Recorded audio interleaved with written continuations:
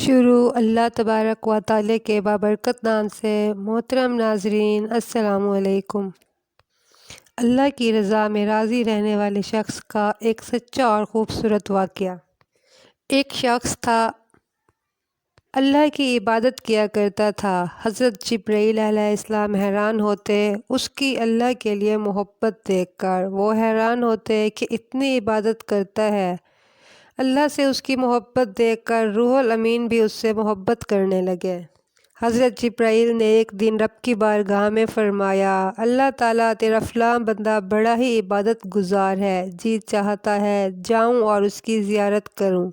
اللہ پاک نے جواب دیا، تجھے اجازت ملے گی، مگر ایک شرط ہے، پہلے ذرا لوح محفوظ میں اس کی اصل یعنی اس کی تقدیر دیکھ لے۔ جب حضرت جبرائیل علیہ السلام نے لوح محفوظ میں دیکھا تو وہاں اسے شقی یعنی بدبخت لکھا گیا تھا۔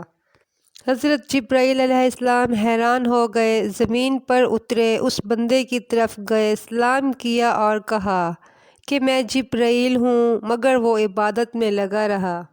تب حضرت جبرائیل علیہ السلام نے اسے بتایا کہ تجھے پتہ ہے اللہ نے تجھے بدبخت لکھا ہے۔ اس نے سنا تو کہا الحمدللہ۔ حضرت جبرائیل علیہ السلام نے سوچا کہ شاید عبادت میں مصروفیت کی وجہ سے بات نہیں سمجھا۔ انہوں نے پھر بتایا کہ اللہ نے تجھے بدبخت لکھا ہے۔ اب اس نے پھر وہی جواب دیا الحمدللہ۔ پھر اس نے کہا اللہ جس حال میں رکھے اس حال میں راضی اور خوش ہوں۔ مجھے اس قابل سمجھا کہ بدبخت ہی صحیح اپنے پاس کچھ نہ کچھ تو لکھا ہے۔ اللہ میں تیری رضا میں راضی ہوں۔ حضرت جبرائیل علیہ السلام نے اسے کہا کہ حضرت تو نے ساری زندگی ہمیشہ اللہ کی عبادت کی اور اس کی رضا میں راضی رہا۔ اس نے پھر کہا اللہ کا شکر ہے۔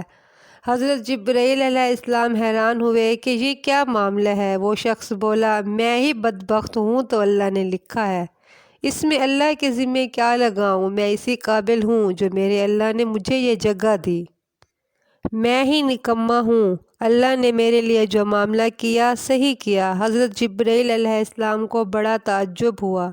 پھر جبرائیل علیہ السلام کو تعجب ہوا تو اللہ نے آسمان سے صدا لگائی، اے جبرائیل علیہ السلام اب ذرا پھر لوح محفوظ میں دیکھیے۔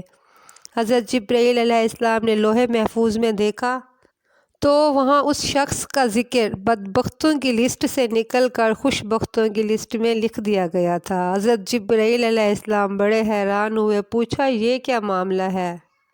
تو اللہ تعالیٰ نے فرمایا جو میری ہر ادا پر راضی ہے، میری ہر بات مانتا ہے، اس کا نام بدبختوں میں کیوں لکھوں، خوش بختوں میں کیوں نہ لکھ دوں۔ اللہ تعالیٰ سے دعا ہے کہ ہمیں اپنی رضا میں راضی رہنے والے لوگوں میں شامل کریں، آمین ثم